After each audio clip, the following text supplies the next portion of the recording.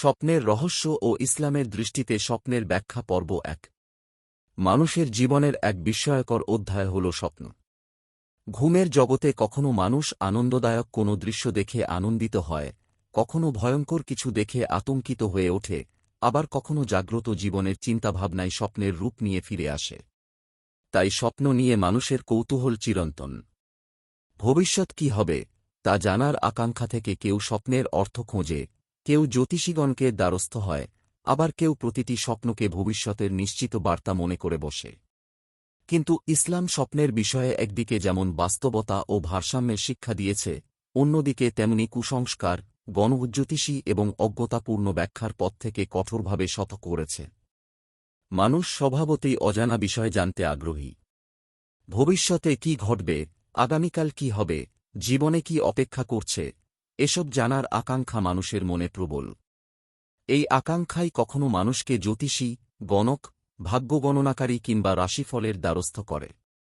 অথচ গায়েবের প্রকৃত জ্ঞান একমাত্র আল্লাহর কাছে। আল্লাহ তাআলা বলেন, বলুন, আসমান ও জমিনে যারা আছে তারা কেউই গায়েব জানে না, আল্লাহ ছাড়া। সূরা নামল আয়াত ৬৫। রাসূলুল্লাহ সাল্লাল্লাহু আলাইহি ওয়াসাল্লাম সতর্ক করে বলেছেন, যে ব্যক্তি কোনো গণক বা ভবিষ্যৎ বক্তার কাছে গিয়ে তার কথা বিশ্বাস করল, সে মুহাম্মদ সাল্লাল্লাহু আলাইহি ওয়াসাল্লাম এর ওপর অবতীর্ণ বিষয়ের সঙ্গে কুফরি করল। সুনানে আবু দাউদ, হাদিস ৩৯০৪। ইসলামের দৃষ্টিতে প্রতিটি স্বপ্নকে একই ধরনের মনে করা ঠিক নয়। রাসূলুল্লাহ সাল্লাল্লাহু আলাইহি ওয়াসাল্লাম স্বপ্নকে মূলত ৩ ভাগে বিভক্ত করেছেন। আবু হুরায়রা রাদিয়াল্লাহু আনহু থেকে বর্ণিত, নবী সাল্লাল্লাহু আলাইহি ওয়াসাল্লাম বলেছেন, স্বপ্ন ৩ ধরনের। ১. আল্লাহর পক্ষ থেকে সুসংবাদস্বরূপ স্বপ্ন।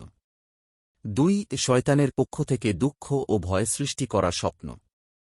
৩. মানুষের নিজের চিন্তাভাবনার প্রতিফলন। সহিহ মুসলিম। তাই কোনো স্বপ্ন দেখলেই সেটিকে আল্লাহর পক্ষ থেকে বিশেষ বার্তা মনে করা সঠিক নয়। ভালো স্বপ্ন আল্লাহর পক্ষ থেকে সুসংবাদ। সৎ ও আনন্দদায়ক স্বপ্ন মুমিনের জন্য আল্লাহর পক্ষ থেকে একটি সুসংবাদ হতে পারে। রাসূলুল্লাহ সাল্লাল্লাহু আলাইহি ওয়াসাল্লাম বলেছেন, ভালো স্বপ্ন নবুয়তের ৪৬ ভাগের ১ ভাগ। সহিহ বুখারী, হাদিস ৬৯৮৯, সহিহ মুসলিম, হাদিস ২২৬৩। এ ধরনের স্বপ্ন মানুষের অন্তরে আনন্দ, প্রশান্তি ও আশার সৃষ্টি করতে পারে। তবে গুরুত্বপূর্ণ বিষয় হল, সৎ স্বপ্ন কখনো শরীয়তের নতুন বিধান তৈরি করে না।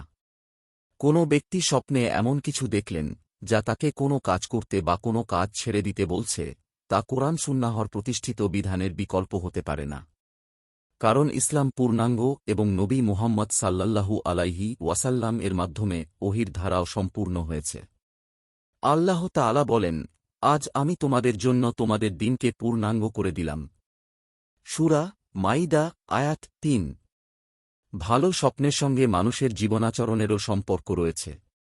একজন ব্যক্তি যদি সত্যবাদী জীবনযাপন করে, হালাল খাদ্য গ্রহণ করে, আল্লাহর আনুগত্য করে, হারাম থেকে দূরে থাকে এবং বেশি বেশি আল্লাহকে স্মরণ করে, তাহলে তার স্বপ্ন অধিকতর সত্য হওয়ার সম্ভাবনা থাকে।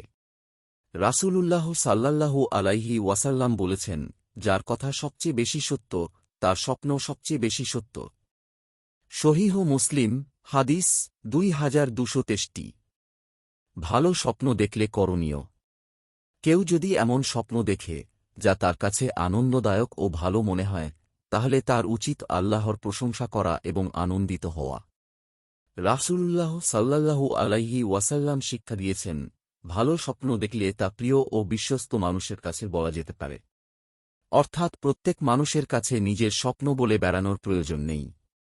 বরং এমন ব্যক্তিকে বলা উচিত, যিনি বিশ্বস্ত, শুভাকাঙ্ক্ষী এবং জ্ঞানী। কারণ ভুল মানুষের কাছে স্বপ্ন প্রকাশ করলে তার ভুল ব্যাখ্যা মানুষকে অযথা ভয়, আশা কিংবা বিভ্রান্তির মধ্যে ফেলতে পারে। দুঃস্বপ্ন দেখলে করণীয়। স্বপ্নের দ্বিতীয় ধরন হল শয়তানের পক্ষ থেকে আসা ভয়ঙ্কর বা অস্বস্তিকর স্বপ্ন। এমন স্বপ্ন দেখলে ভয় পেয়ে যাওয়ার প্রয়োজন নেই। রাসূলুল্লাহ সাল্লাল্লাহু আলাইহি ওয়াসাল্লাম নির্দেশ দিয়েছেন, তা হল: ১. আল্লাহর কাছে শয়তান থেকে আশ্রয় চাইতে হবে। ২. স্বপ্নের অনিষ্ট থেকে আল্লাহর কাছে আশ্রয় চাইতে হবে। 3. বাম দিকে হালকাভাবে 3 বার থুতু দিতে হবে। 4. স্বপ্নটি কারও কাছে প্রকাশ করা যাবে না। 5. সম্ভব হলে উঠে নামাজ পড়তে হবে। 6. শোয়ার পাশ পরিবর্তন করতে হবে। সহিহ বুখারী ও সহিহ মুসলিম। শীঘ্রই আসছে পরের পর্ব। আপনার একটি শেয়ার হয়তো কারও জীবন বদলে দিতে পারে। সাদকায়ে জারিয়া সওয়াব পেতে ভিডিওটি শেয়ার করুন। সোর্স: ইসলামী জীবন, কালের কণ্ঠ।